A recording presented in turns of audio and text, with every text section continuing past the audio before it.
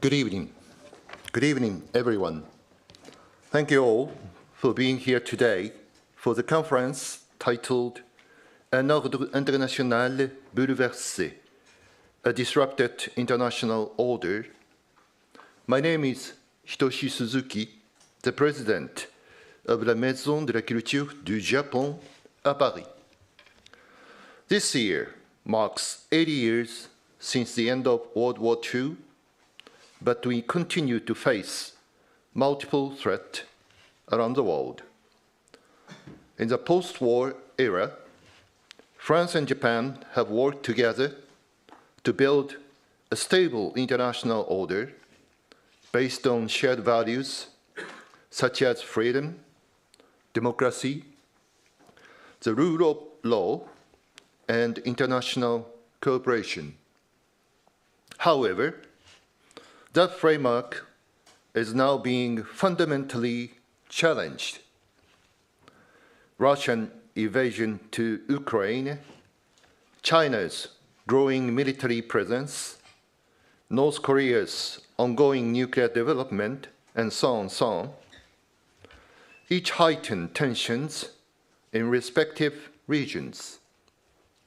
As for the mutual attacks between Iran and Israel, we cannot predict at this stage if the ceasefire will be respected by both parties, and the tension remains in the Middle East.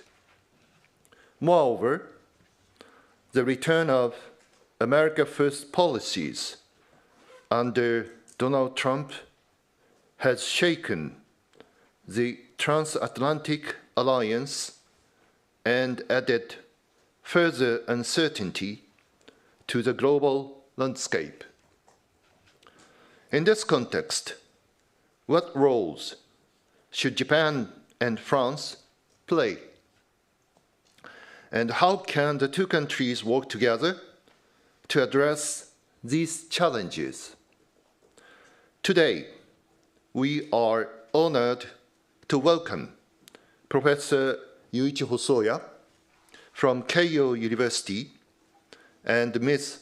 Céline Pajon from IFRI, Institut Français des Relations Internationales, to discuss these critical questions. Professor Hosoya is a leading expert in post-war international history and Japanese foreign and security policy. He has published extensively on the international order, served on the Japanese Prime Minister's advisory panel on national security and defense capabilities, and was a visiting professor and Japan chair at Sciences Po in Paris.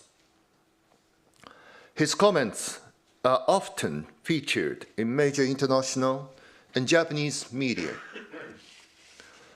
Ms. Pajon is head of Japan and Indo-Pacific Research at IFRI's Center for Asian Studies, and has also served as a visiting researcher at the Japan Institute of International Affairs. We hope today's discussion will offer you a valuable opportunity to reconsider the importance of international cooperation and to reflect on how our two nations can contribute to peacekeeping, to peace building in today's world.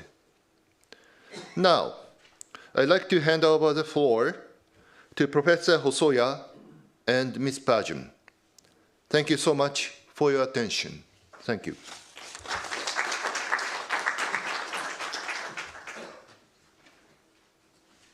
Okay.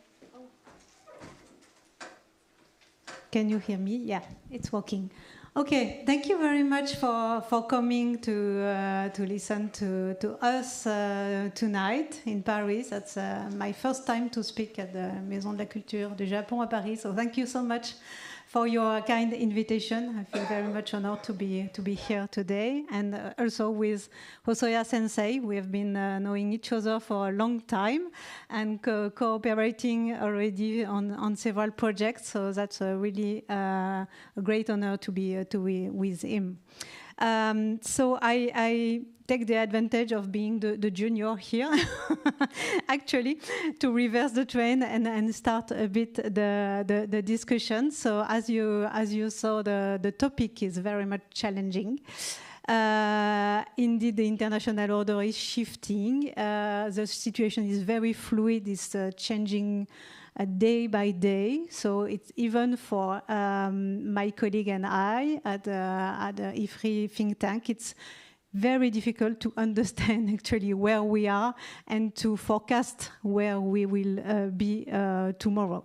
So that's really challenging, but I will try to provide at least some element and to start by taking a step back and reflect on the past 80 years of the post-war international order, to try to explain what are the main characteristics of this order, and to maybe to better understand why now we see this big crisis. So I will offer a French vision. I will not offer the French vision, and I'm not talking for the government nor for my institute, but only for myself. So that's a usual caveat, but I prefer to to say it again. So the post-war order, we call it rules-based order or liberal world order, because we think that it is based on rules, on international law, on principle. And some say that it's liberal order because we refer to some kind of freedom. So free trade, free circulation of goods, of peoples. And we refer also to a kind of order that is progressist, in terms of human rights, social norms, democratic order, and so on. So that order, as you know, was set right after the World War II, mainly by the victorious powers of the war, and most importantly by the US, who played the role as being the main promoter after that, and the main guarantor of this system. And I think that this order is based on several beliefs that were very, very important after the war. The first belief is that law should prevail over force. We are after the Second World War. We've seen atrocities, genocide, and we think that now law should really prevail over force, and we should set up a set of international norms that would be seen as all the country as both legitimate and also useful to prevent use of force and to try to solve any dispute by the dialogue, negotiation, arbitration, but not by resorting to war. The second belief is that multilateralism, as embodied in the United Nations system after the war, is the best way to represent and protect all countries' interests. So that was the belief. In short, that the UN system, the multilateralism, would be at the same time seen as legitimate and efficient. The third belief was that the freedom in terms of trade, so free trade, would lead to economic growth for everybody, but also to a more liberal political regime. So if we extend some trade with the countries that are not so liberal politically, at least the poverty will decrease and maybe some more equality, and also the regime would tend to change to more liberal, more democratic order. So that was a strong belief. A fourth belief was that free trade would also eventually prevent war by creating interdependence, and very strong interdependence, economic interdependence between states. With economic interdependence, you are not you don't think that it would be wise to attack your neighbor if it's actually backlash on your own economy. And in many ways, what we see is that the European Union in itself is a kind of perfect product of this belief and its international order. The very DNA of the European Union is rooted in the prevention of war through the creation of an integrated economic market.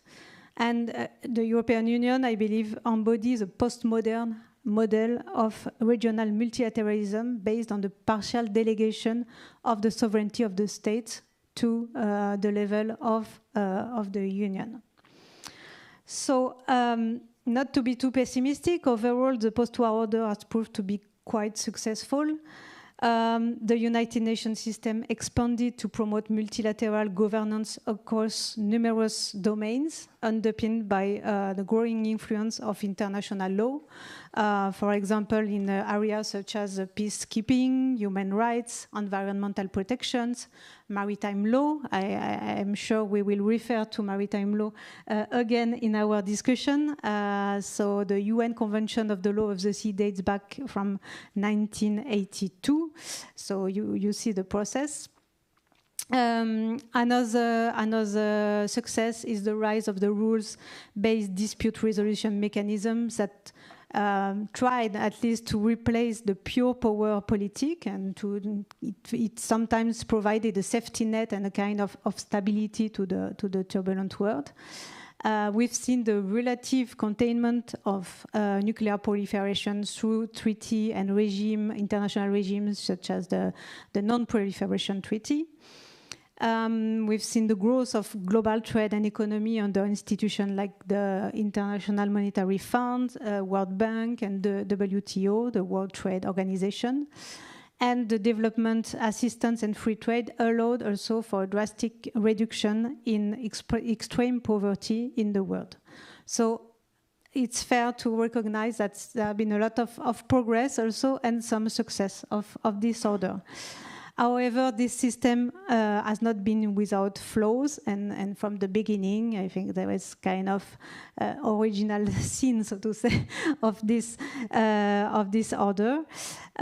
What we've seen over the years is that power politics has always exerted pressure on the UN system and challenged the efficiency of multilateralism. For instance, the use of the veto power in the UN Security Council by permanent members has often blocked collective action, and we've seen that also during the whole Cold War and the post-Cold War too.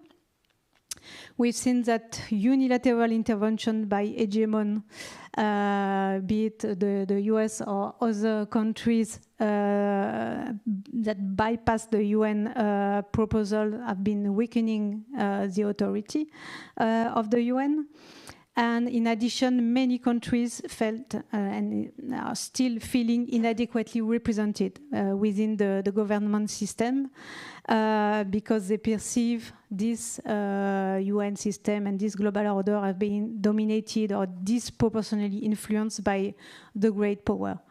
So what we see today is a great crisis of this power that has been widely contested, not only the institutions that I was describing to you, but also maybe more importantly in terms of the universality of the values and the principles that are upheld by this order. And I think we see at least 3 ongoing trends. Polarization, fragmentation, and contestation. And I will go back to the discussion a bit later on the current order and the current crisis, and I will detail that. But we can truly, I think, ask ourselves when we see where we are now if we lived in an illusion at some point. Because what we see is that free trade did not lead to political freedom. Just take the example of China, the case of China. China entered the WTO in 1995, and I think a lot of countries thought that China would, and the political regime of China would open up as well as its economy and turn a little bit more liberal and progressist and democratic, and that's clearly not the case. Economic interdependence is now weaponized to threaten peace. So it was, going upside down. It's not providing stability. It's actually now a risk. So we need to de-risk from this interdependence to avoid threats. Multilateralism now is seen as being very much inefficient. The UN is paralyzed. We see the nationalism coming back along with revanchism. So that's very tough. And of course, I think we will discuss that later on in details. The return of President Trump in the US is also a key signal that shows that right now we are maybe at a turning point. So just to highlight in a few words where France is standing in all this. So France really said its role as part of the European Union during the whole post-war period.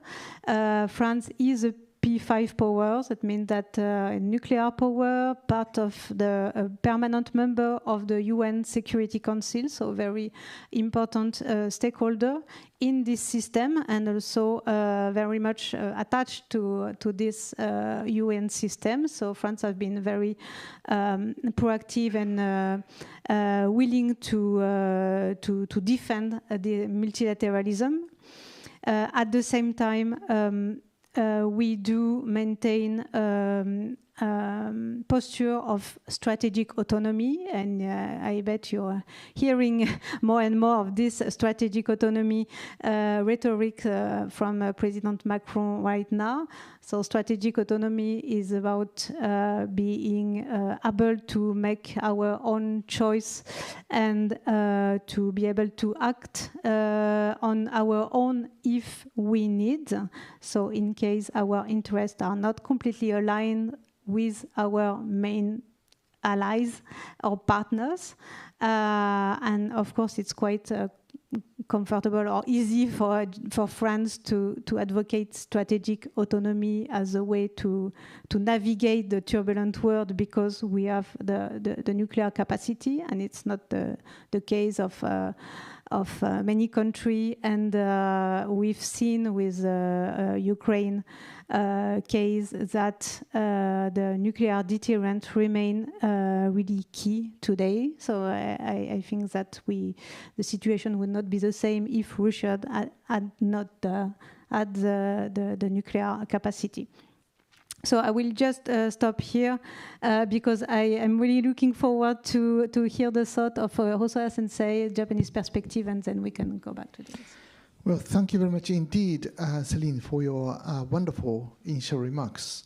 And also, I'd like to thank all the participants today for coming to this room, this hall today. And also, I'd like to extend my thanks to President Hitoshi Suzuki for creating such a wonderful opportunity to discuss on this important topic between us. Actually, 3 months before, I was asked to talk in this event online from Tokyo. But I proposed to do this in person in this room, in this beautiful house. But I didn't know, well, whether people would come to this room today. So if nobody come, my proposal would have been failure. But I'm glad that there are so many who kindly came to this room to listen to join the discussion on this important topic. Of course, I'm very thankful for the staff at la Maison de la Culture my French is so poor. Du Japon. I need to check the name. La Maison de la Culture du Japon à Paris. I was when I was more than a decade ago, a visiting professor at the Sciences Po Paris. I sometimes came here to join the events. There are so many wonderful events here, so I'm really glad to be able to talk in this room. Actually, I before once talked in this room on a topic which I forget actually, but this time I think I think this is an important topic because I'm teaching international history at Tokyo University to students.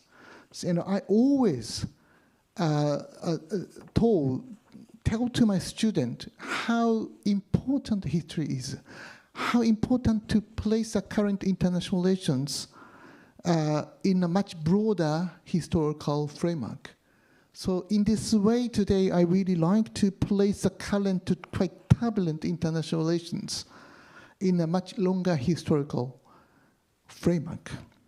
So my aim is to tell you that the world history is now reversed. I really like the title of today, actually, un ordre international bouleversé, reversed, because I have written many articles or commentaries mentioning about this, because I now really feel that the world history is now reversed. In the last 80 years, or in the last 100 years, we have been feeling and we have been assuming that the world where we are living is becoming much more prosperous and much more peaceful. So we have been trying hard to make the peace much more peaceful. So we thought that we are living in a peaceful world. But on the other hand, we now know that more than 2 wars are ongoing. One in Europe, and of course the war in Ukraine. The other war is now in the Middle East. Maybe the war would be able to expand, but we don't know whether or how long the war would end. But anyway, what I like to say today, to talk today, is that our own assumption that we are living in more peaceful world is a myth or just an illusion. Undoubtedly, we are living in a much more dangerous world. We are seeing wars. But there are 2 wars. One in Europe, the war in Ukraine. And the other war is in the Middle East, as I mentioned. But the most dangerous war would be in East Asia. Because currently there are 2 superpowers, United States and China. And previously, during the Cold War years, we thought that the front line of the confrontation, Cold War confrontation, was in Europe or in the Atlantic Ocean, between the Soviet Union and confrontation between the Soviet Union and the United States. But nowadays we know that the front line of confrontation is not in Europe. Basically, the confrontation between the 2 superpowers, United States and China, is in Asia or in the Pacific. And previously, Germany was a kind of a front-line state. That Germany, at that time, during the Cold War years, were divided into the 2 different countries. But nowadays, Japan is located in the front line. Japan is a front-line state. Likewise, as South Korea and some countries there. And Taiwan is a key issue which decides the future world order. So if something happens around Taiwan, if the war would happen between the United States and China around Taiwan, the world will become totally different place. So we need to really deter a war from happening in Asia. So there are 2 wars, Europe and Middle East. So what we need to do is to prevent war from happening in Asia, another theater. So to do that, of course, we need to have a much proper understanding about history.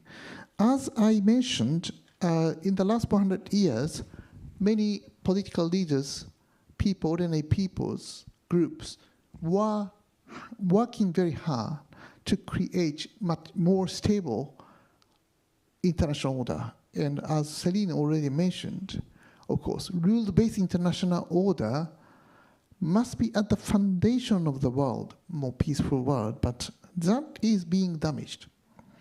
So today we are comparing 2 countries, leading powers, France and Japan. And France and Japan, 80 years ago, were experienced quite different history. Japan, 80 years ago, was defeated by United Nations. And France, of course, has been at the center of the United Nations. So Japan and France are in a different or opposing camps.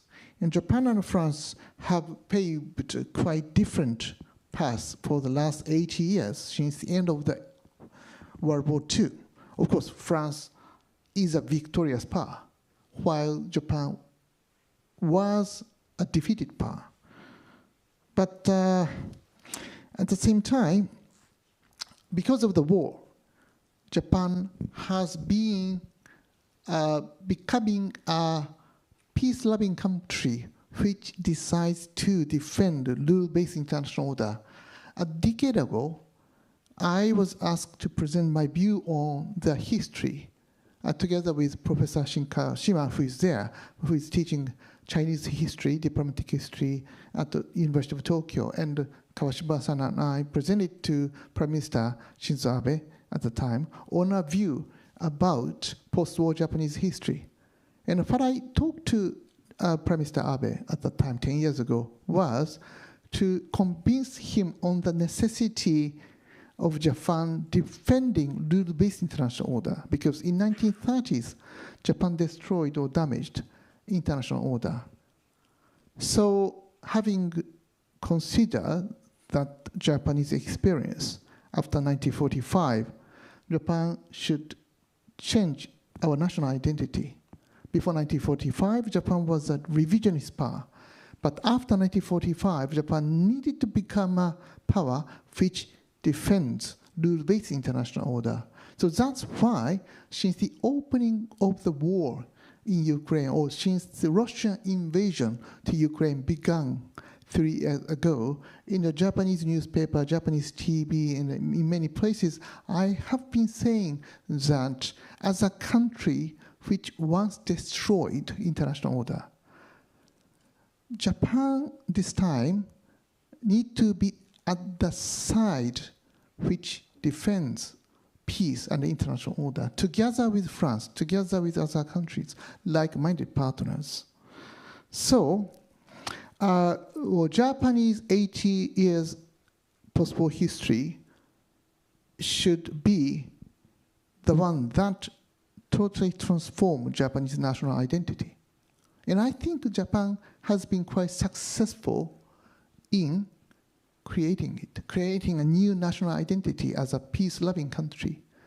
And I really like to praise French role, because in the last 80 years, France has been always at the side of defending international order, international peace. France was against Vietnam War. France was against the war in Iraq in 2003. But at the same time, France helped the United States to stop North Korean invasion to South Korea in 1950. And at the Gulf War, 30 years before, France also helped Kuwait to defend its own sovereignty country. So in this way, I think that Japan and France have been in the last 80 years at the same camp, sharing important same values in defending rule-based international order. This continues, even now. So that's why the two countries, Japan and France, are now playing an extremely important role in defending rule-based international order. But on the other hand, there was the so-called four policemen in the world. Four policemen are United States, UK, Soviet Union, and China.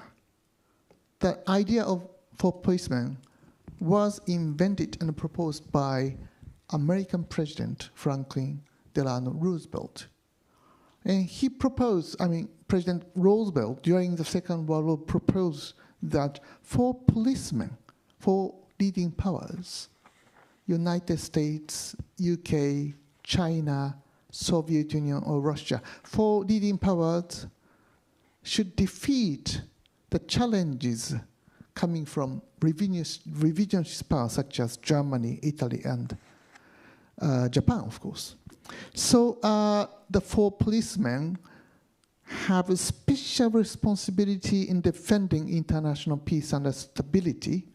That's why for policemen should have privilege, special privilege to do that. So of course, by adding France, this became P5, permanent member of the United Nations Security Council. The five powers, as you know, have both special responsibilities and special privileges, like veto in the voting of the United Nations Security Council. Also, the five powers, P5, all of the P5 have nuclear weapons. Because of the fact that the P5 have special responsibilities, it's natural that they must have privilege to defend international order, like policemen usually have guns to defend peace and stability in our society. But among the four policemen of the world, I mean UK, US, Soviet Union, and China, sadly enough, three of them, Russia, China, and the United States, are openly demanding to expand its territory. Russia is now expanding territory towards Ukraine, and China is demanding that islands, both in South China Sea, East China Sea, belong to China, even though some of those islands are not governed by China, historically belong to the other country.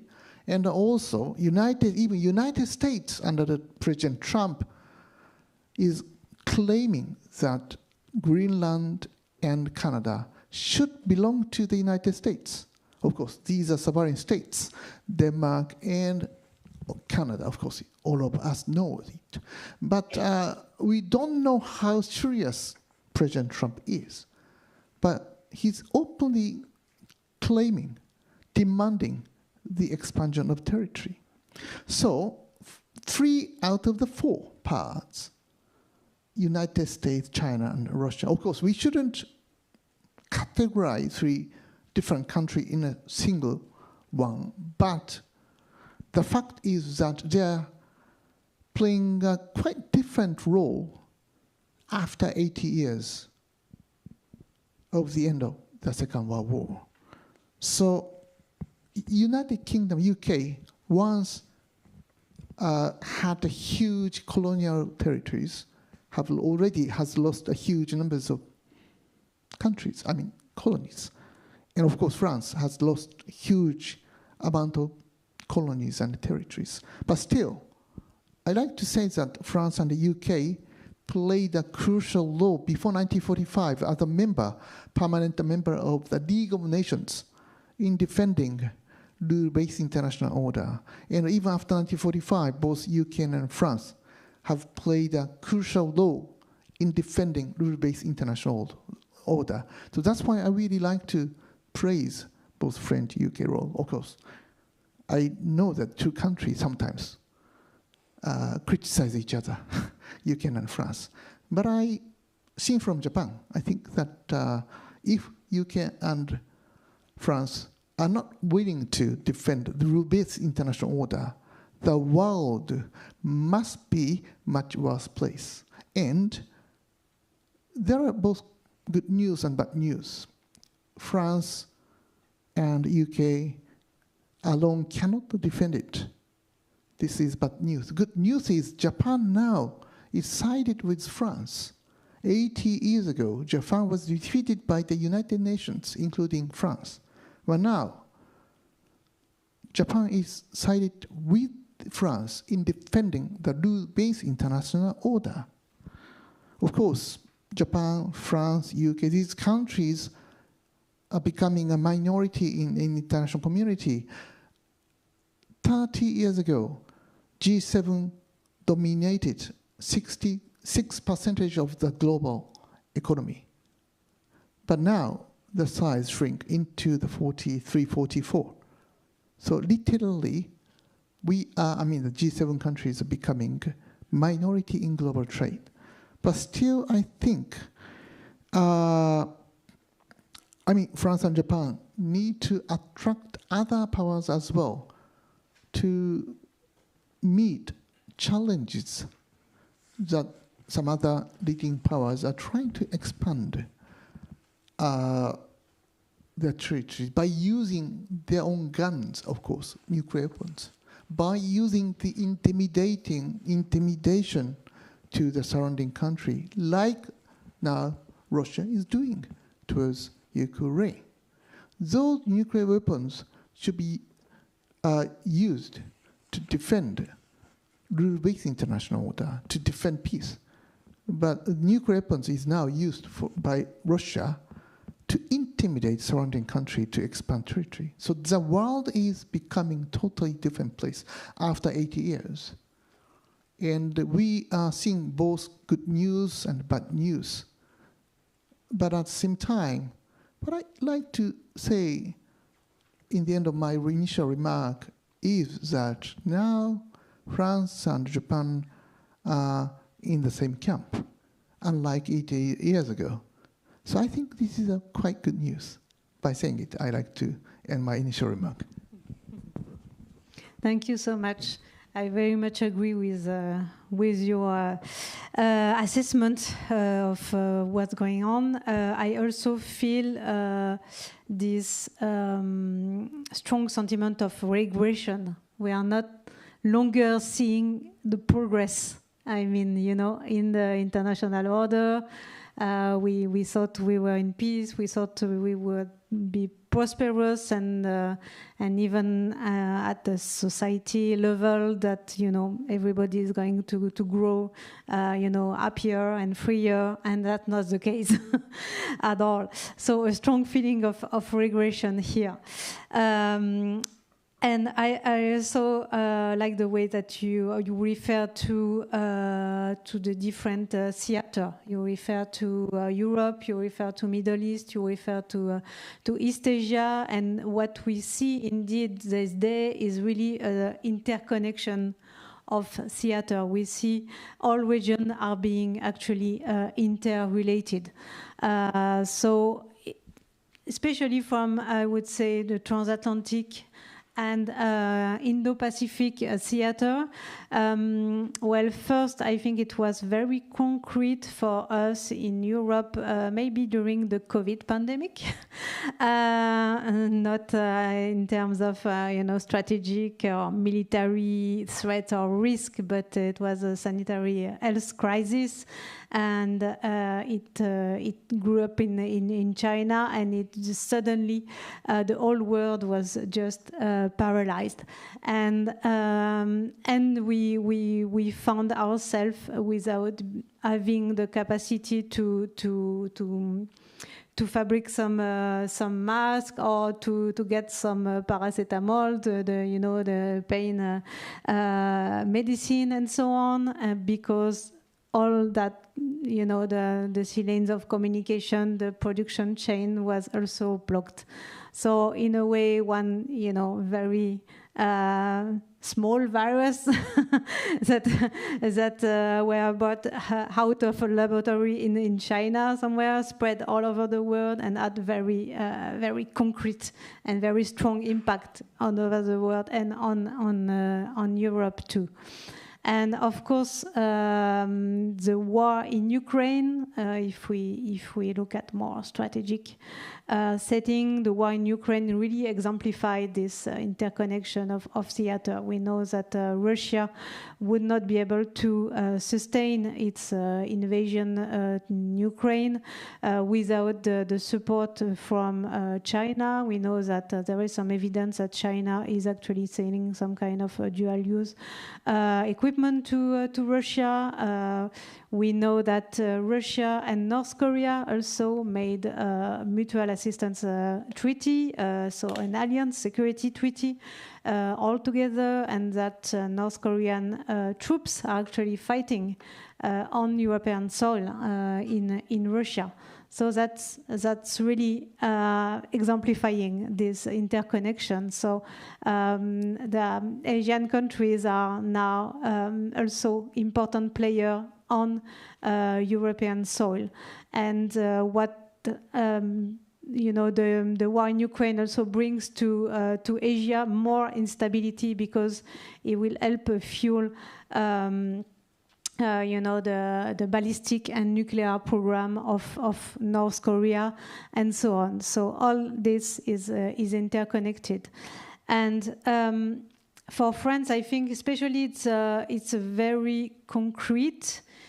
Because France, as you know, has territory in both the Indian Ocean and the Pacific Ocean.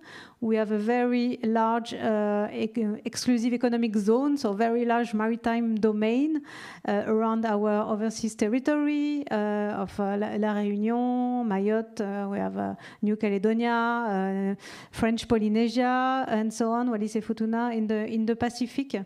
So the French governments like to say that France is the first European power of the Indo-Pacific. We consider, the government consider itself as a resident power in the Indo-Pacific because we have sovereign interest there. So I think it's very concrete for France. I think when any country's priority in terms of fundamental interest is to protect its territorial integrity, to protect the security of its citizens, and to ensure some prosperity, some freedom, and so on. So we need to hedge against any risk.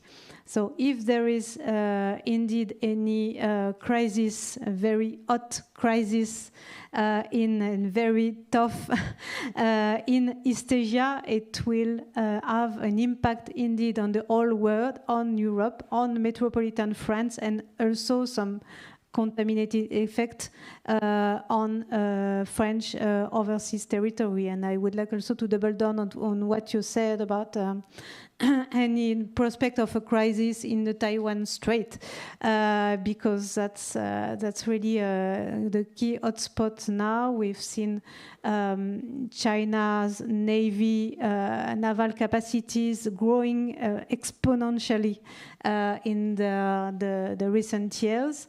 And applying a kind of strategy of, we say salami slicing strategy, or kind of harassment strategy, or try to testing the limits in the region. So what we see is an attempt by China to try to enhance and enlarge its influence in the region. So in the East China Sea, in the Taiwan Strait, and in the South China Sea. So in East China Sea, of course, there is the question of the Senkaku Islands under the Japanese sovereignty and control, and this is actually every day contested by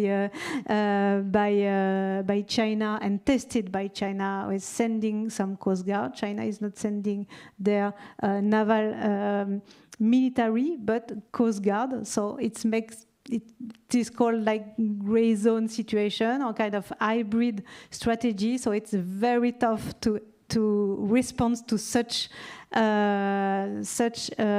move without escalating the situation, without making it hotter and escalating into a full-fledged conflict. China is using this same kind of strategy in South China Sea.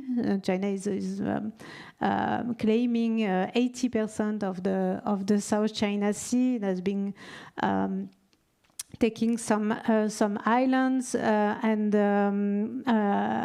putting some military bases on this island. Has been bullying also the neighbors very much.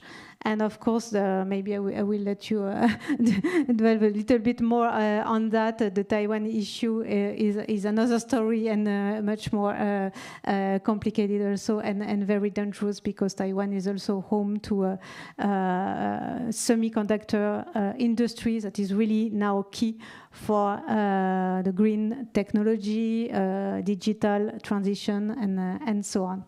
But my point is that we actually face the similar kind of threat and risk in East Asia. I think Japan is facing that very much, and France in Europe, we are facing that because Russia is also applying the same kind of strategy, a Salamizing strategy, pushing the limit, hybrid warfare, so trying to use non-military personnel to advance its interest in the region. We've seen cases of sabotage of submarine cables in the Baltic Sea. We've seen similar cases also in East Asia. We know that there is a kind of shadow fleet, a ghost fleet of Russia that's trying to go under the radar to try to evade the international sanction, to be able to still sell the oil and gas and so on. And I think we see the same phenomenon also in East Asia. So that's also, I think, explaining why we need to work more together. Not only we are like-minded, we do share, I think, the same perception of the world. We are both allies to the United States, but now with Trump too, that's a very difficult ally that we need to work with. And I think France and Japan can play important role to try to mitigate a bit the instability, uncertainty due to the Trump too, by joining force, and indeed to try to appeal also to some third country, to some middle power. And maybe you can say a bit more about the middle power diplomacy and so on. But I think that Japan traditionally has positioned itself as a kind of bridge between the West and Asia, between the developing country, and so on. And in France, we have this kind of Gaulo-Mitterrandist, Gaullist tradition about trying to be open, to talk to everybody, and at some point to be a good interlocutor also for developing country. And we've seen President Macron trying also to reach out to these countries for trying to make a new deal in terms of international development, climate change, and so on. So I think together we would be well placed to try to reach out to the so-called global south, or countries that do not want to be pressed between all camps. But I'm very curious to know what you think. Well, thank you very much, Céline. In our initial remarks, we presented our view on the 80 years history of the international order from both French and a Japanese perspective. And now, Céline, you presented your view on the recent trends, recent moves in international relations. As we discussed already, we are living in a much more dangerous world. In each region, there are so many problems. And Céline clarified the basic character of those problems in each region. So I also like to add a few more words on the recent trends of international relations, what we are seeing in today's world. At the same time, I also like to analyze the basic character of the current problems, that international problems that we are now facing. Number one, in the last 30 years, after the end of the Cold War, we have been seeing new trends, or the transformation of international relations. And I like to explain this by focusing on 3 points. Number one, we are seeing either the end of the decline of American global leadership role. After the end of the Cold War, we have been relying too much upon American goodwill, of course. There are many in the United States who present their goodwill to the world. But at the same time, maybe Japan, maybe a little bit less France, UK, Germany, South Korea, many countries, those particularly American allies and partners, have been depending too much upon American goodwill. And we didn't prepare the time when the United States, American people, or American president would do not present goodwill to the world or to the allies and the partners. And we now see that the President Trump shows much less goodwill to the world because, of course, that President Trump is prioritizing American-owned national interest. I think it's natural for any political leader to prioritize his or her own national interests, like a Japanese prime minister, French president, and so on, UK prime minister. They should, and they tend to, focus on national interest, national security of its own. So I think that we are seeing much more, usual, much more natural American president who is saying that American resources should be used for the American people. We cannot simply reject or deny that idea because we are doing likewise, France, Japan, and other countries. The problem is that we have been assuming that American global leadership role should continue. But it's ending. So we need to prepare for the new age where or when the United States would show much less goodwill to the world. This is the number one point that I'd like to focus on. And number 2 point is that we are also seeing both the decline or the end, either decline or the end of the spread of liberal or democratic norms. After the end of the Cold War, like Francis Fukuyama and others in the United States, we have been assuming that those liberal democratic norms should be expanding to the world.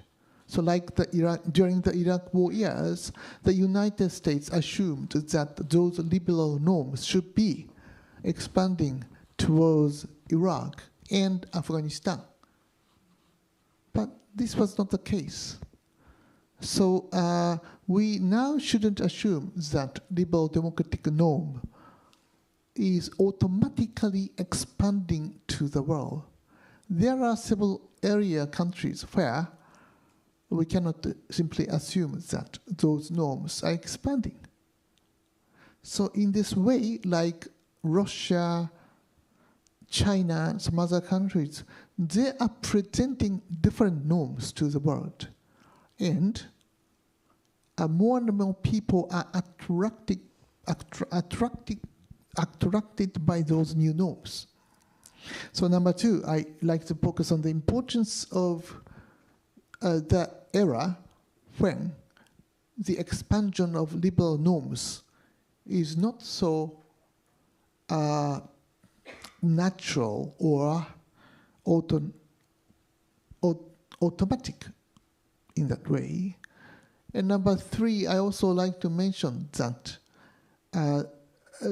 we are seeing the end or the decline of globalization, like the COVID-19. We remember the time when each country blocked its own or closed its own border. And also, more and more, each government look at the importance of economic security. Economic security means that we shouldn't assume that global supply chain is expanding. We are seeing the decoupling or de-risking of supply chain. And again, the United States is now in some way closing its border from trade coming from outside or from immigrants coming from outside, of course. Still, United States is quite open country. But the ideology matters. Less and less people believe in the idea of freedom and the openness and inclusiveness. Of course, President Trump hates the idea of DEI, diversity and equality and inclusiveness. So in this way, I think that we have to understand that those liberal norms, which we can see in the core, at the core of the United Nations Charter, maybe I think that we are living in the world fair. Those liberal norms are hated by the majority of people all over the world, like the rise of Global South. I'm not saying that they simply hate the idea. Global South is quite pluralistic. Each country has different ideology and interest. But at the same time, what I want to say is that perhaps Japan, France, or Western countries, these countries were arrogant enough to assume that these norms should be expanded to every corner of the world, but this is not the case. So we are seeing the decline of American global leadership role. We are seeing the decline of a liberal norm, and we are seeing the decline of globalization. So considering these new trends, it's natural that we are seeing the new world. And under the new condition, I also like to add that if those globalization is dying or declining, and if the global governance underpinned by American global leadership role is also declining, each region, I mean Europe, Middle East, as I mentioned, and East Asia, each region has much stronger regional dynamics or logics. So in each region, leading powers must play a larger role. Like in East Asia, China, Japan, and so on. These countries' powers must play a larger role, like Japan. In the last 10 years, the Japanese government has been promoting free and open Indo-Pacific vision, and I think that this is one of the most successful Japanese foreign policy vision. And also in Europe, President Macron, French government has been promoting the idea of strategic autonomy.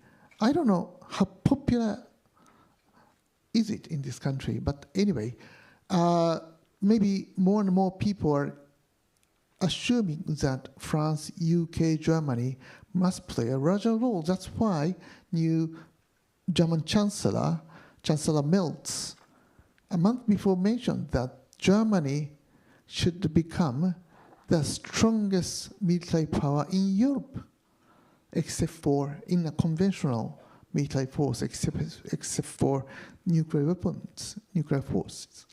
So this is the trend. German Chancellor and more and more German people are thinking that Germany naturally should play a larger role in defending peace in Europe. And I think that the more and more Japanese people are thinking in this way. And in the Middle East as well, because of the retreat of American forces in the region, regional powers such as, of course, Saudi Arabia, Turkey, Iran, Israel, these countries in the region need to now play a larger role because they have different interests, strategic interests. That's why it's natural that the strategic interests of these countries tend to easily crash. That's why we are seeing several wars ongoing, like Israel and Hamas or Palestine, and Israel and Iran. And already Israeli forces invaded and attacked surrounding country like Hezbollah in Lebanon and Hamas in Palestine. So in this way, I think that regional leading powers must be more responsible in securing peace in each region. So I think in this way as well, both Japan and France have similar interest in expanding its role in each region. I mean, in Europe for France, in the Pacific or East Asia for Japan, to try to defend peace and prosperity in the region.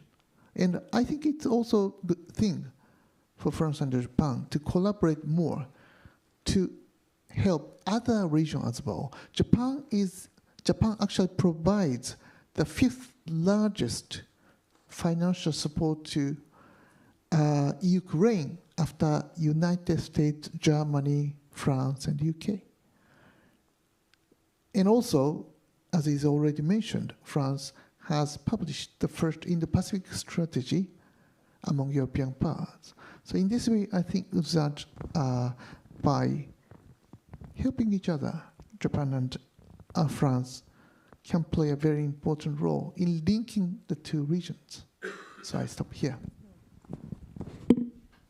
Thank you so much for underlying the very importance of France and Japan to play a greater role in each region. I think you're right. I think that we have to look at as you see you say very often in Japan in a multi-layered way. So not only at the global level but also at the regional level. And I think that this regional level will be key because even though it would be sometimes very challenging to enforce some kind of norms and standards at the global level because you have big hegemons that would not want to play the game. At least on the regional level, we can find some kind of leaders that are more willing to actually build some coalition or the willing and to actually advance this kind of norms. So.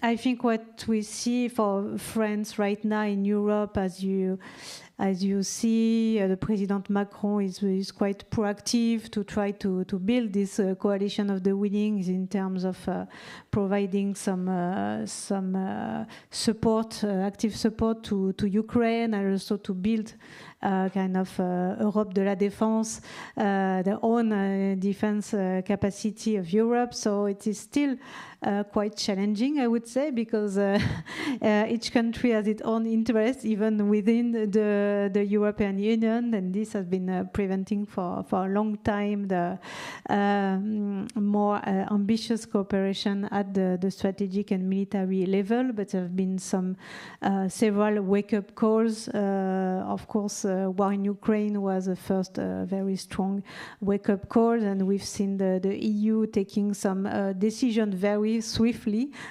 They were quite surprised about that because the EU is a very big machine and it takes a long time. A big administration takes a long time usually to take decision and to move. But it was quite surprising, but it worked.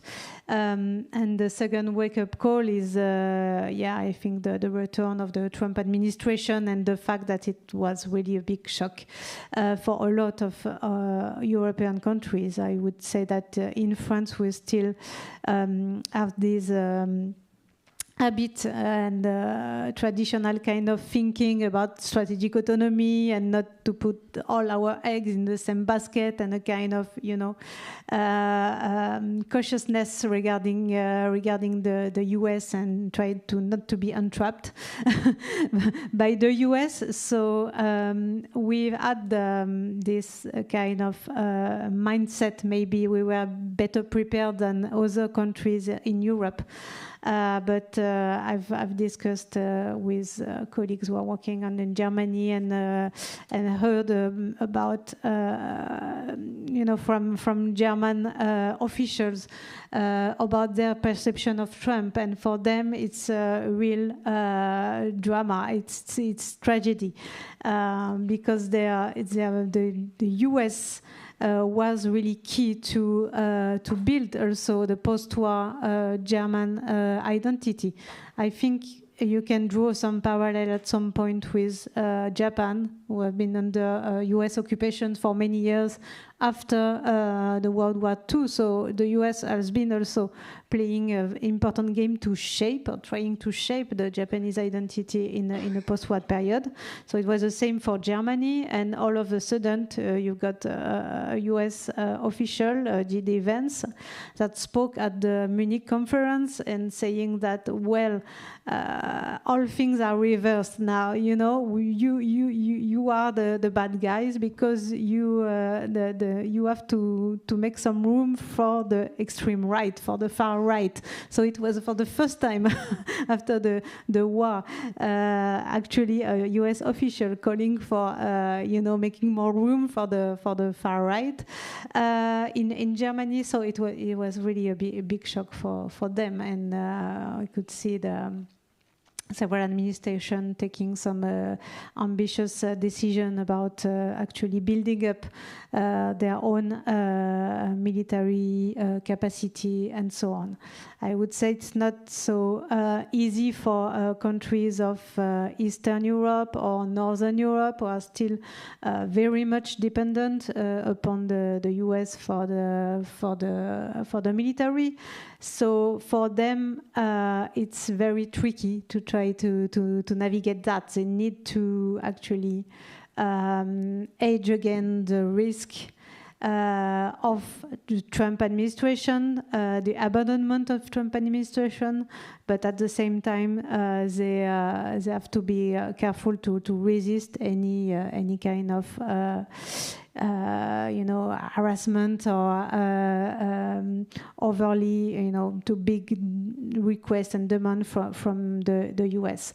And I would like really to take advantage of having you in person in Paris, so that the public here, the French public here, can better understand and better learn from you regarding the position of Japan. So I would like to ask you a couple of questions reflecting on our discussion. So my first question would be that you mentioned about the US not being benign power right now. There's not so much goodwill, and it's very difficult because Japan is also very dependent on the US for its security and defense. So what can Japan do to try to hedge against the risk of this non-benign US power?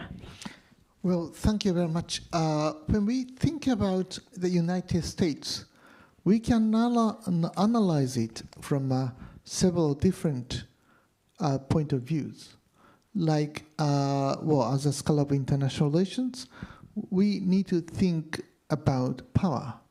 United States remains the most powerful country in the world. So it has the largest economy in the world, it has the largest military power in the world, and it seems certain that this would continue. We don't, and I don't basically personally believe that China will become number one power in the world. I think United States remains the number one power in the world. So power remains, the predominant American power remains the same. And if American government and people are using its own resources for the purpose of strengthening its own power, it's natural that the United States will become a much more powerful country at the cost of its own credibility, trust, and reputation. Maybe the current American administration is damaging its own reputation, credibility in the world, but President Trump doesn't care it.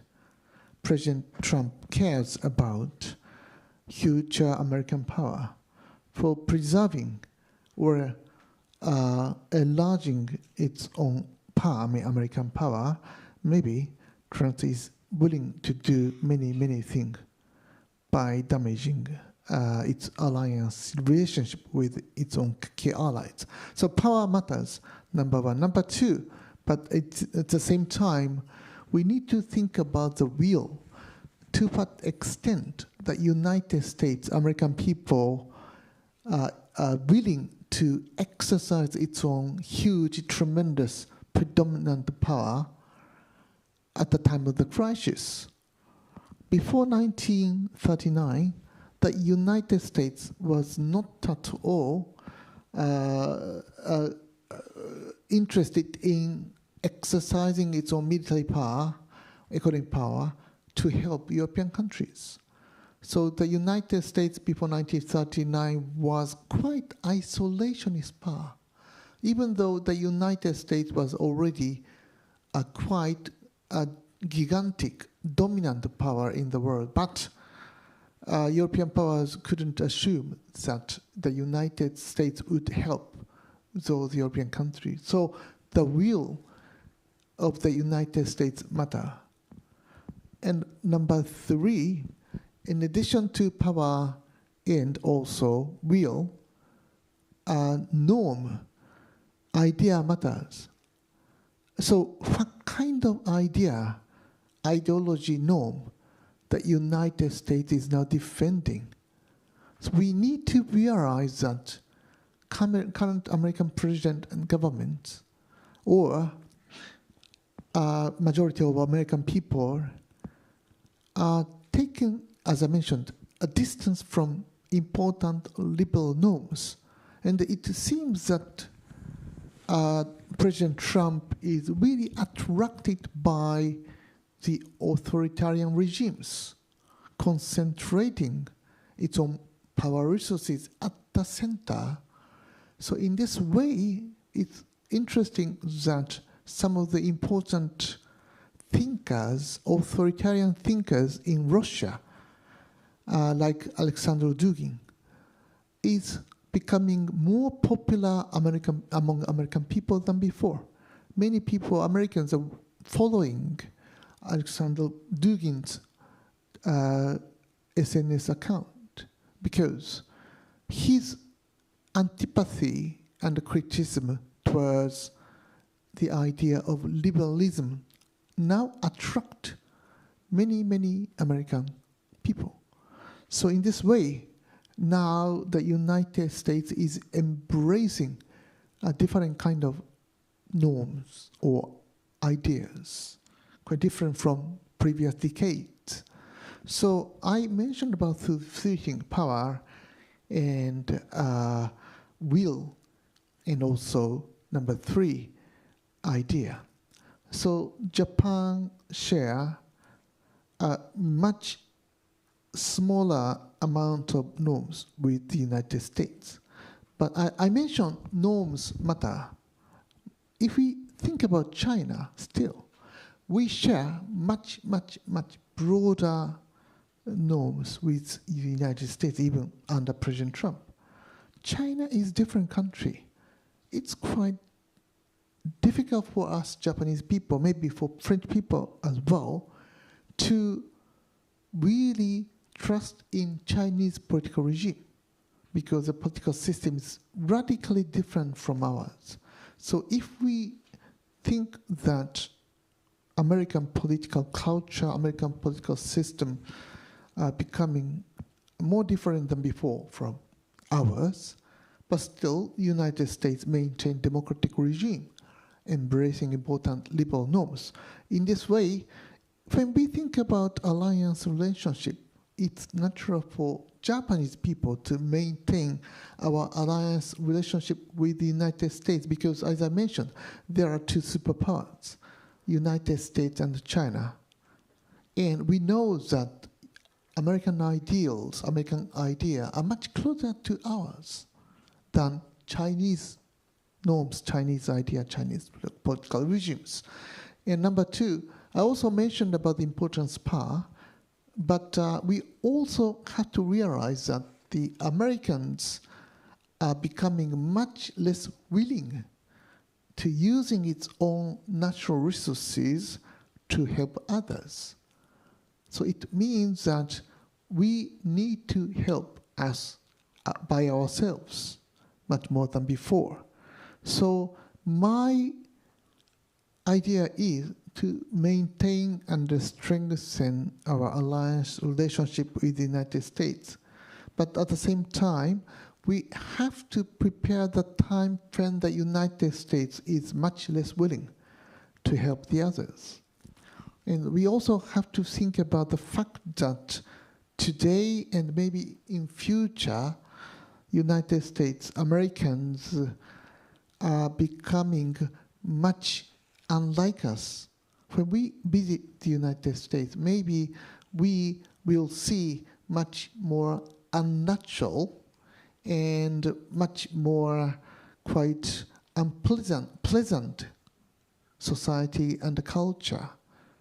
So in this way, even though I really admire many American goodwill, leadership role, and American commitment to the alliances, but at the same time, in a much longer perspective, maybe we, as I mentioned, we need to be much more independent and autonomous to do what we need to do. Thank you very much. I cannot leave you without asking you a further question on this, and pushing you a little bit more.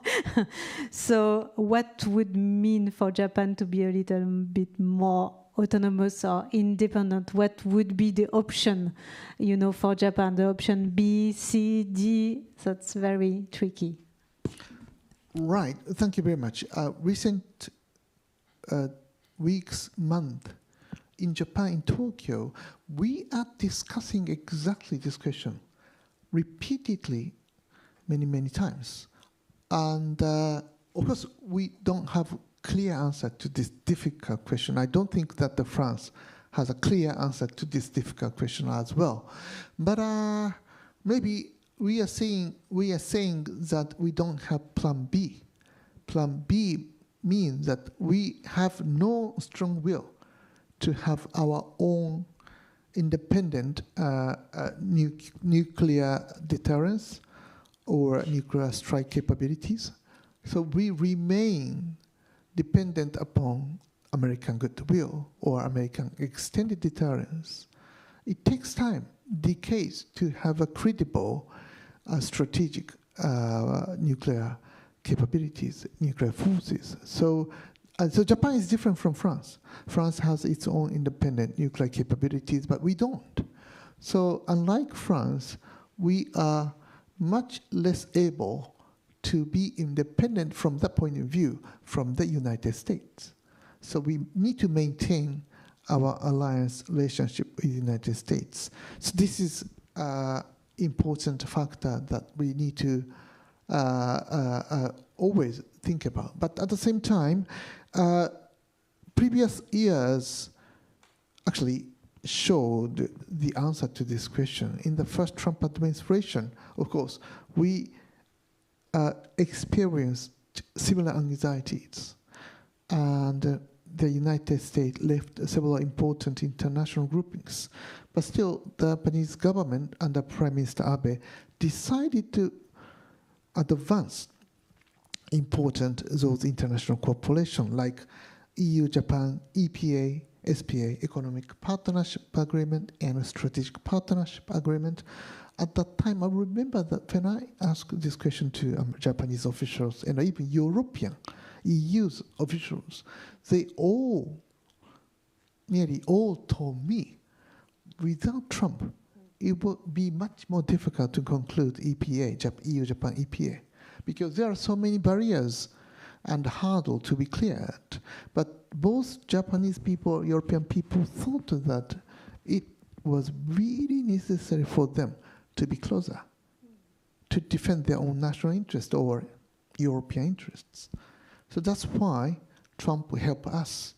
Like Stalin and the United States helped European countries to promote European integration in the early Cold War years.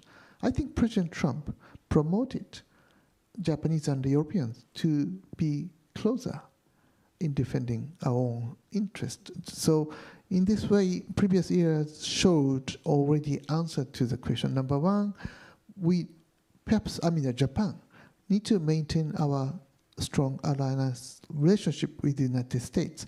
Number two, we need to, but still, particularly in the field of trade and economy, we need to be more independent, more autonomous, and we need to advance cooperation among like-minded partners, even though United States is not willing to enter into the group, but still we need to promote it. Number two. And also, in the end, number three, I also like to mention, in addition to these conditions, I also really like to mention that, in the coming years, maybe Japan, unlike maybe some European countries, because of our own weakness, maybe Japan will be closer to both Asian countries and the global South countries, like India, even China, because those countries are becoming more powerful. And like China has 5 times bigger military budget than Japanese own defense budget. So China is becoming more powerful, and India is becoming more powerful, and the global South countries are becoming more influential in global politics. The answer is we cannot simply ignore these trends. So China is a different country, but still we have RCEP. RCEP is a regional trading agreement among Japan, China, and South Korea. So what I'm saying is that Japan needs to do everything that we can do to strengthen our own alliance relationship, number two. Number two, to strengthen cooperation among like-minded partners. Number three, even these countries are not quite like-minded, but still we need to maintain good relationship with those countries. So because Japan's position is quite weak, Japan needs to do everything that we can and we need to do. Excellent, thank you so much. May I abuse and ask you another question? Because in your remarks, I was interested by the way you described that the expansion of the liberal norms is now no more automatic. It's not so much attractive to many countries of the global south. They think that they are looking for efficiency. So at some point, authoritarian states that can promise some economic growth, it's okay for them, because they need to be able to really control their population, avoid any upsurge, and get some economic growth and things, advancing like that. They do not care so much about human rights or freedom of expression or so things like that. So my very difficult question for you is how to make, in your view, the liberal norms or democracy attractive again?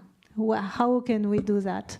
Because I know that Japan has been playing a very important role also in East Asia, in Southeast Asia, through its development aid, but also more influence, to the country in the regions. And I think that Japan has a nice background to do that.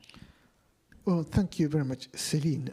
Of course, first of all, if I have a clear answer to this difficult question, maybe I can get a Nobel Peace Prize.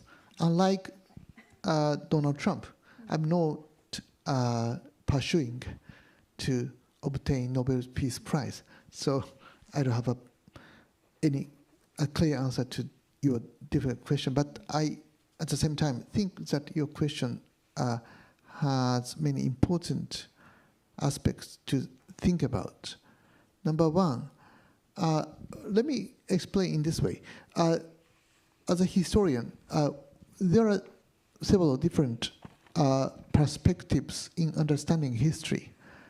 Like there is a Whig interpretation of history. Whig interpretation of history is a kind of a quite progressive idea that history is a linear process towards a goal.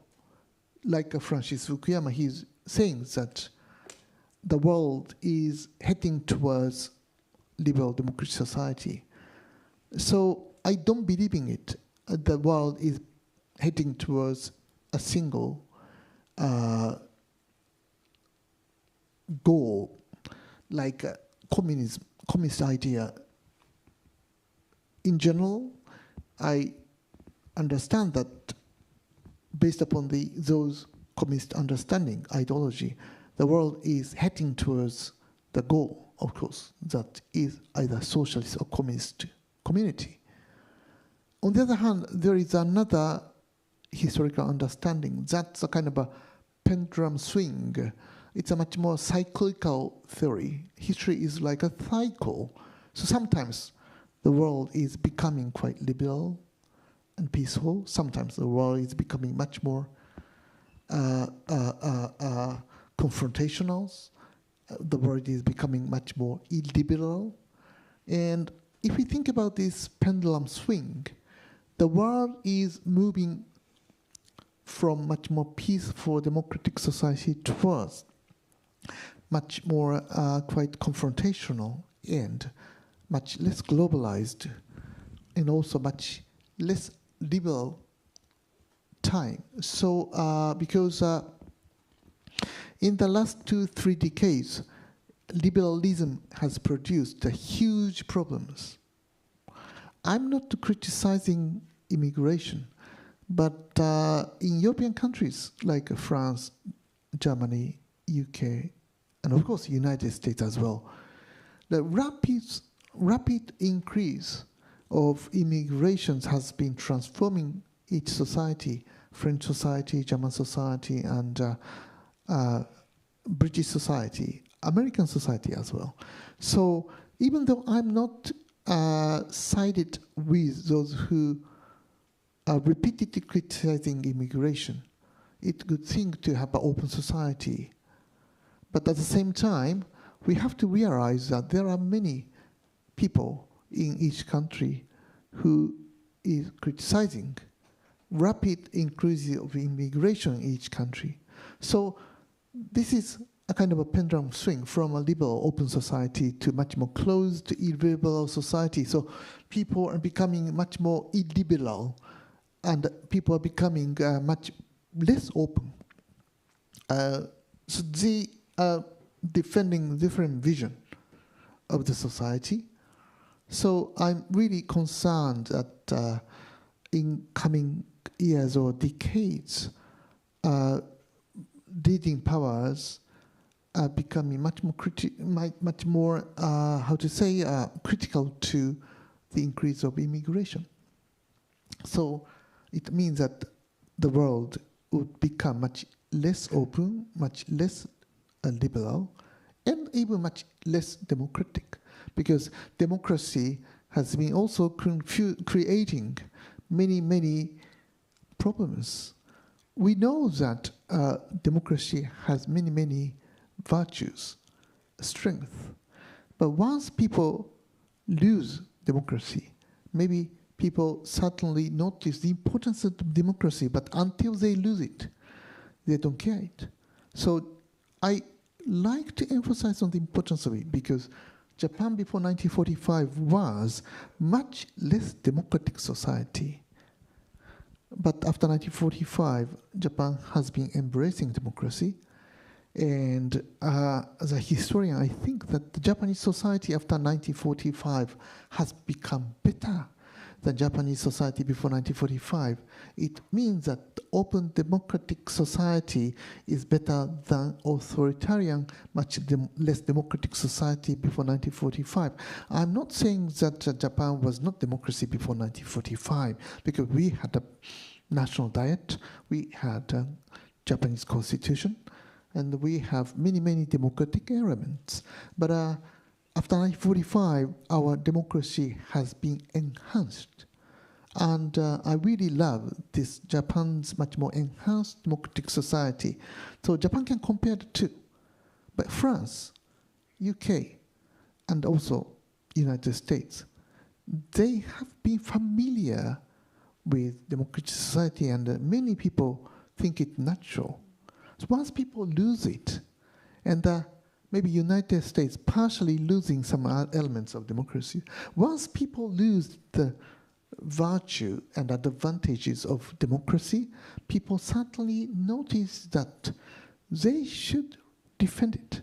But until then, maybe we will continue to see the decline of democracy. Thank you so much. I don't know if we are ending on a very positive note here, but I think you're very right in the way that you see the history as a pendulum. It is that every time you see a progress, any kind of progress in a society, in a history, then you have a backlash. We have a kind of reactionary trend. So let's hope that by the power of demonstration, if we see some catastrophe, we see that the US is, leaving democracy, and we see the result of that. It will actually be a wake-up call for us, and it will have a positive effect on our population. I hope so. Unless you have more remarks, I would like to open the floor to the question of the audience, if there is any. You can still have some time to think about. Don't be shy. Yes, sir.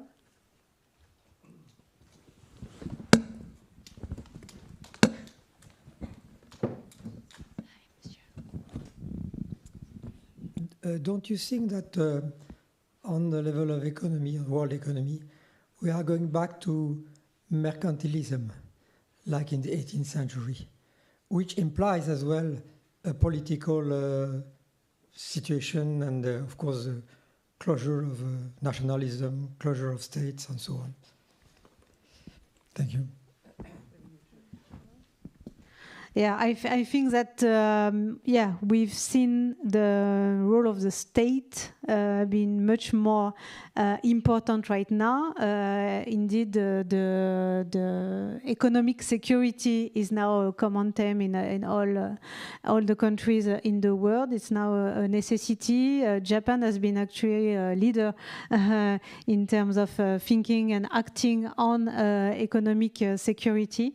And I think we have no choice right now but to be careful, to de-risk, to protect our strategic industry, to control better the importation, exportation, and to try to work with like-minded countries to ensure that our production chain are secure, reliable, and resilient. So, yes, I think that that's a kind of trend that we can see. May I also answer to your great question? I have the same feeling as you explained. At the same time, the difference is that we are living in a time when the globalization is rapidly advanced. So the gap between global economy and a centralized national power is widening. So it means that the states are becoming much less capable of controlling global economy. No one can control the global economy. We are using iPhones. We are going to Starbucks, McDonald's, and so on because people want it. So it's quite difficult to control those markets. So we now think that markets, free markets, is a quite natural thing. But at the same time, we are hoping that our government should control it much more strongly. So the gap between free trade, much more globalized market and much more powerful states is causing problems because national leaders, of course, Trump, some leaders, right-wingers in France, Germany, they are saying that they can solve questions, they can solve problems if they win the election. Once they win the election, we will see that they cannot solve those difficult questions because no one can control global markets. So in this way, in the world, there is no centralized world government, and United Nations or WTO do not have any power to control this. Without the control of it, we are very easily affected by it. And national leaders are lying that they can solve these difficult questions, problems. So the gap is widening. The widening gap creates a kind of a distrust in politics because we always feel that we are betrayed by the ruling party. And more and more, democracy is damaged by those lies.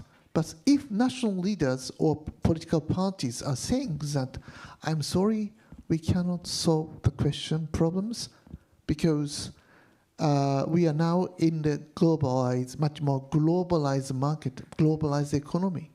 And no one leader, no one government party cannot solve serious problems that global economy has been causing. I'm sorry, I cannot solve it. We don't vote for those leaders or parties. So the biggest problem is this, the widening gap between much more globalized market and much less capable national governments. And we don't have any answer to this question as long as we can't find the answer to the question.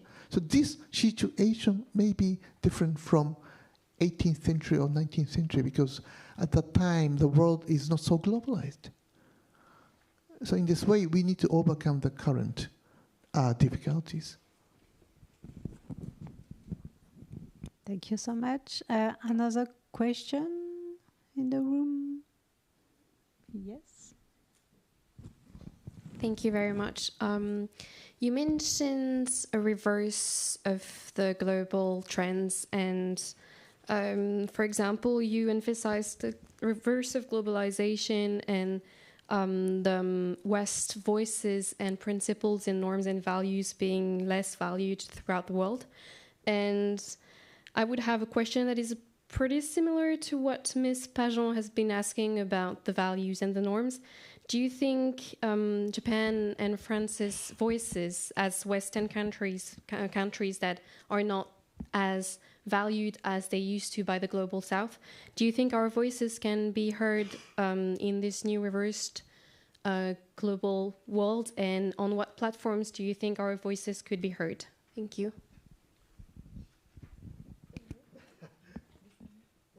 Also quite important, good question. Thank you very much for asking it.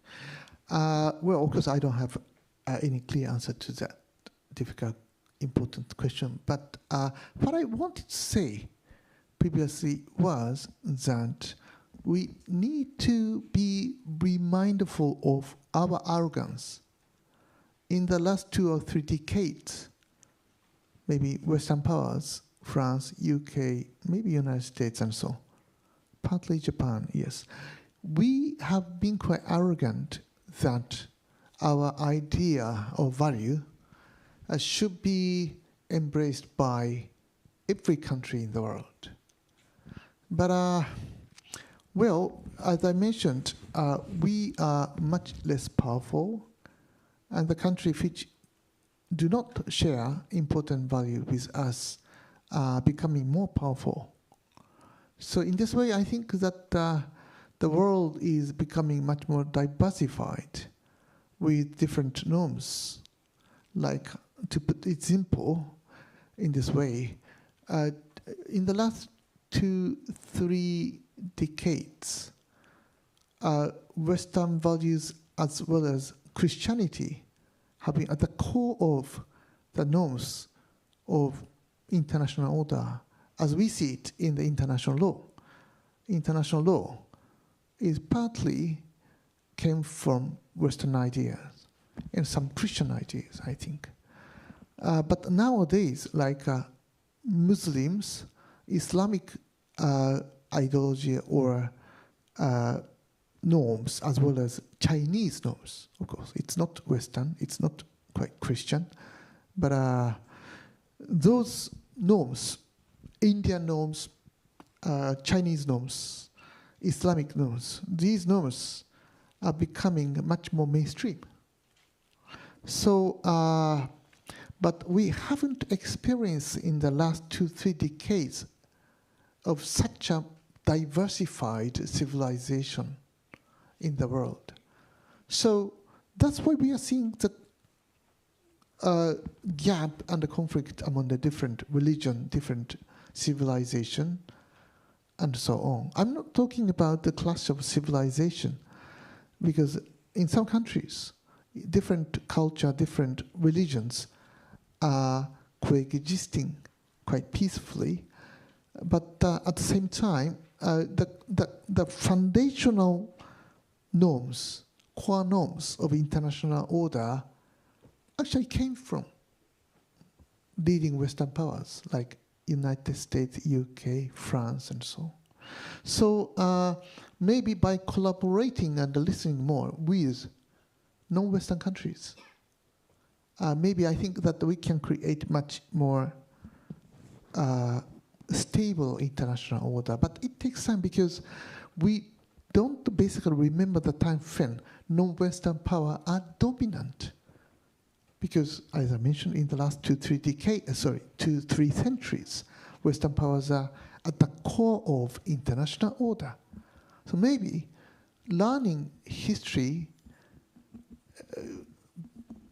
before like 16th century, 17th centuries, at the time when Western powers were really powerful, maybe we can learn many things from those history.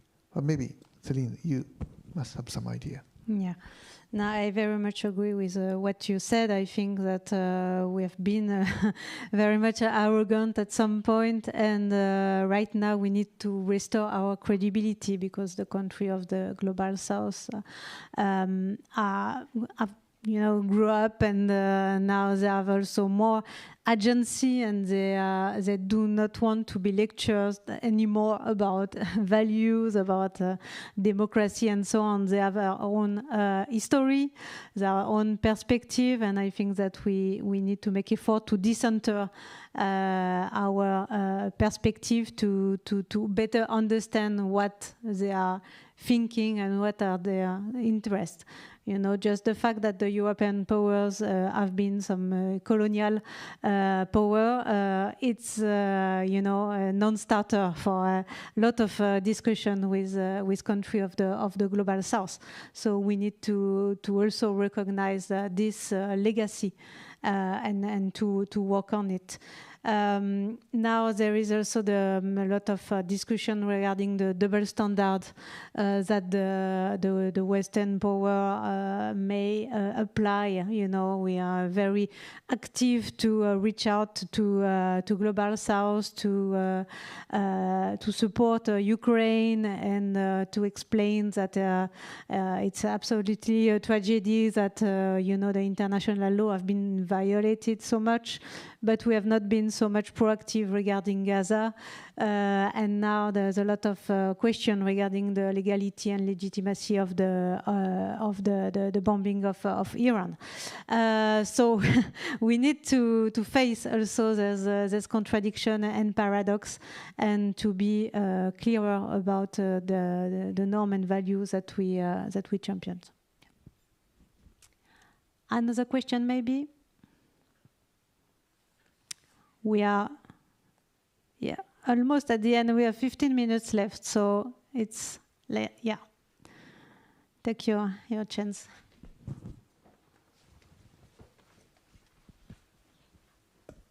Oh, thank you, Professor Hosoya and Ms. Pajon, for your insightful talk.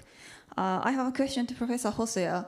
I understand that you have written a history about the creation of the United Nations. From your perspective as a historian, diplomatic historian, what are the critical elements in shaping or in the formation of the new international order? Well, thank you very much for mentioning about my new book about the creation of the United Nations. In the last 2 decades, I have been working hard as a diplomatic historian in reading and writing about the origins of the United Nations. And there are many quite interesting findings out of my archival research. And one of them is that in the beginning of in the initial phase of the creation of the United Nations, the diplomats who are creating it thought that universal idea or corporations among 4 or 5 big powers were not quite possible. They don't believe, I mean, it's interesting to know that they didn't really believe that 5 powers, United States, UK, France, Soviet Union, and China, could easily collaborate one another to create a international peace. So, but even though it is important to create it, I mean, the consensus or a common understanding among those leading power, but they are realists. They are realists, they are diplomats, they know international politics, realities of international politics. That's why they, even while wishing there will be a cooperation among 5 powers, but because as realists, they think that it is quite unlikely to have it. That's why they thought that regionalism is important. If United Nations couldn't create a universal peace, general peace, it means that in each region, as I touched upon a little before, in each region, regional powers must be more responsible for creating a peace in each region. So that's why some of the diplomats who actually tried to create the United Nations first thought that China should be the leading power in East Asia. So that's why China should be the only Asian country which is entitled to have a military force. So if this was realized, Japan couldn't have a military power. So, well, because it shows that they thought that China could become a responsible leading power which defend peace in East Asia. We are seeing a slightly different kind of China today. But in the initial phase of the creation of the United Nations, they believed in the importance of regional security. But I think that the important point is that now we are coming back to that idea. As far as P5 cannot agree, it means that in each region, we need to think about regional security in the Middle East, in East Asia, in Europe as well. And regional, if P5 cannot agree on an important topic like the war in Ukraine, regional powers must play a larger role and need to carry heavier burden to secure peace in your region. I think that, of course, UK and UK and France are two leading powers in the region as a P5 of United Nations. So I feel it extremely natural that nowadays France and the UK are leading in creating peace in the region, I mean in Europe. So even though I know that there are many criticisms in both countries, France and UK, as long as French people and British people become more familiar with those history of the creation of the United Nations, I think they tend to think more about their huge responsibility in securing regional security, regional peace. In the case of France and the UK, of course, that's Europe. Excellent. Thank you so much. We are now close to the end. We have a few minutes left, so if there is one last burning questions, yeah. Thank you for your speaking. That was quite interesting for me as a international history PhD student.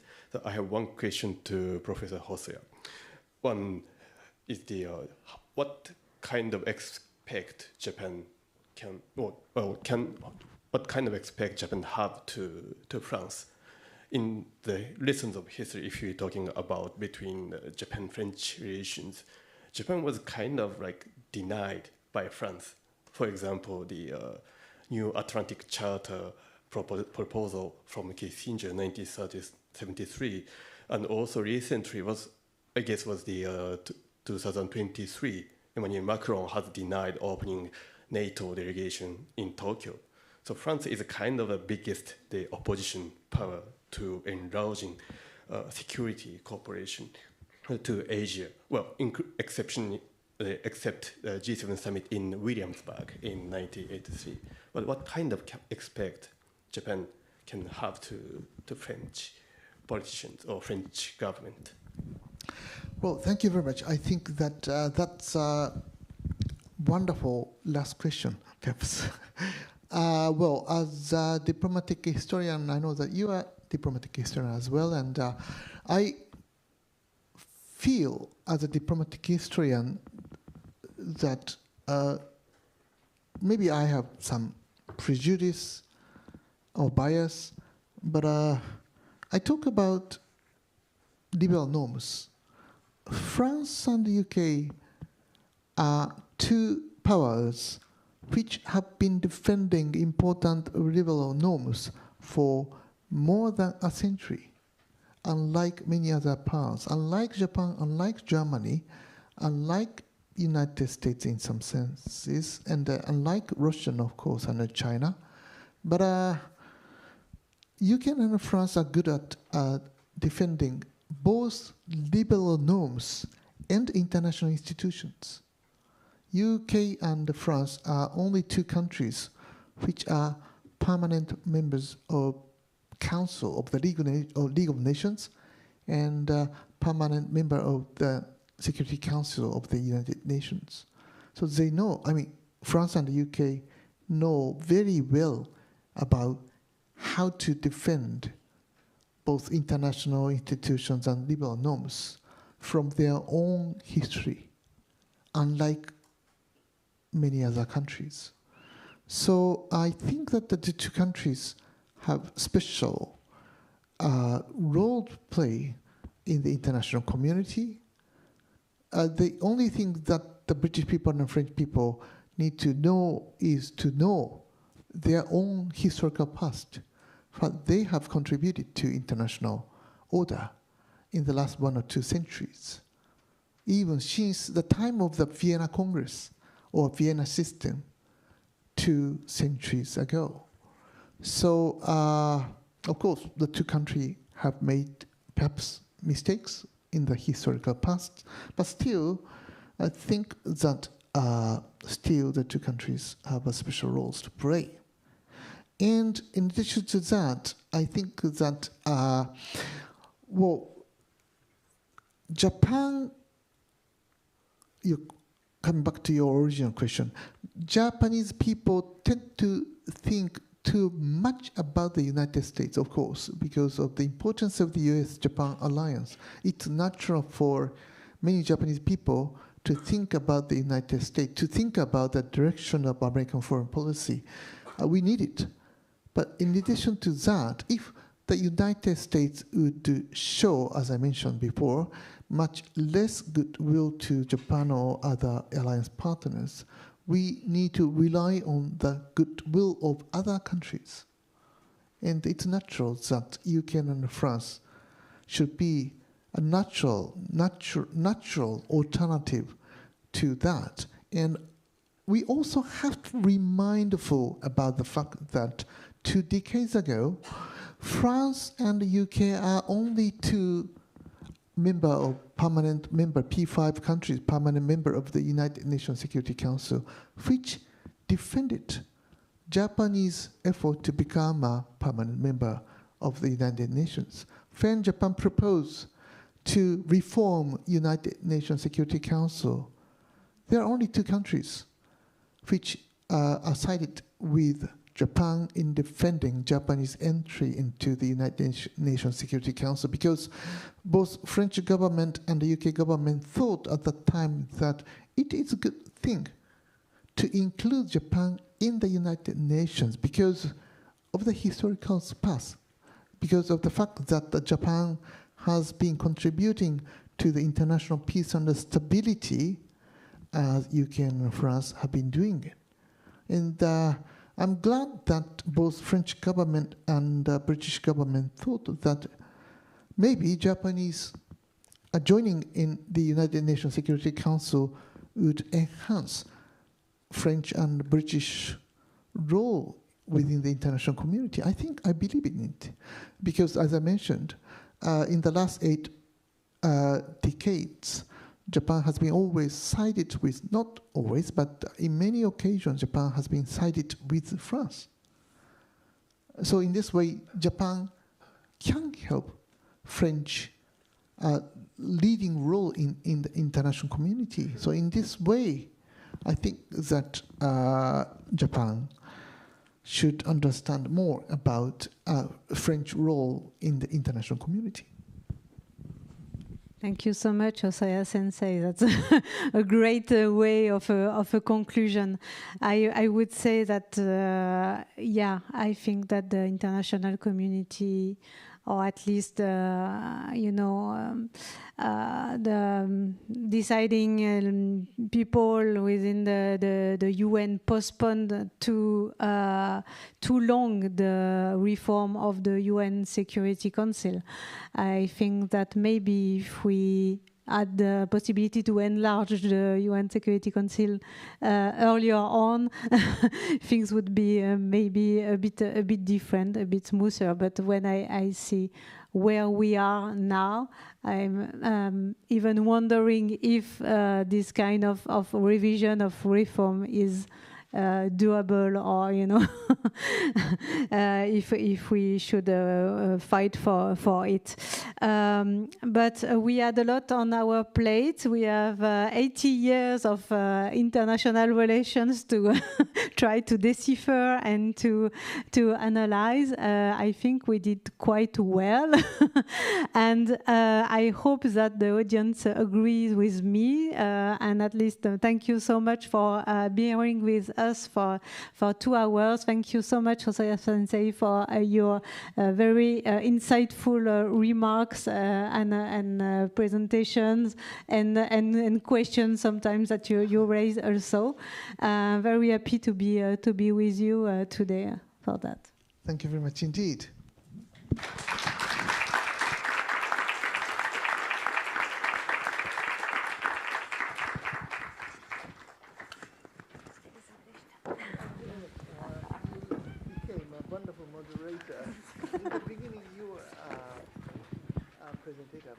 Yeah. To become a moderator. Yeah. Was it okay for you? Yeah, no problem. But I thought that I talked too much. No. I talked too much at the beginning, so I thought it would be better for you to be a bit more. You know, you had a lot of questions also from the audience, so that was good. Yeah, in the first 1 hour, you are the center. In the latter first 1 hour, maybe I talk more. Yeah.